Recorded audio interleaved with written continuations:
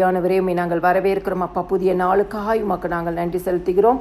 2 நாளாகவும் 32வது அதிகாரம்.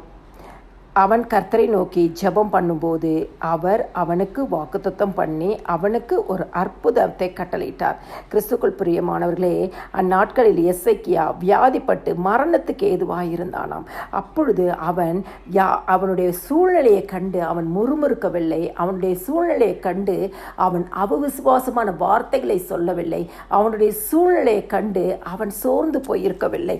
ஆனால் மரணத்துக்கு ஏதுவான ஒரு வியாதி இருக்கும் பொழுது கூட எசேக்கியா கர்த்தரை நோக்கி பார்த்தானாம். இன்னைக்கு நீங்க எந்த சூழ்நிலையில கடந்து போகிறீர்களோ, ஆண்டவராகிய இயேசு கிறிஸ்து உள்ளந்திரங்களை இருதயங்களை அறிந்திருக்கிற தேவன், உங்கள் சூழ்நிலைகளை பார்க்கிற தேவன், நீங்கள் கடந்து போகிற பாதைகளை பார்க்கிற தேவன், உங்கள் கண்ணீரின் பாதைகளை பார்க்கிற தேவன், உங்கள் வியாகுலத்தின் பாதைகளை பார்க்கிற தேவன், உங்கள் மன சோர்வை பார்க்கிற தேவன், உங்க மன சஞ்சலத்தை பார்க்கிற தேவன். ஆண்டவரே, எனக்கு பலவீனமாக இருக்குன்னு சொன்னீங்களா, உங்க பலவீன பார்க்கிற சூழ்நிலையை பார்க்கிற தேவன் இந்த நாளிலும் உங்களுக்கு எந்த சூழ்நிலை கடந்து போறீங்களோ, நீங்க ஒன்னே ஒன்று செய்யுங்க.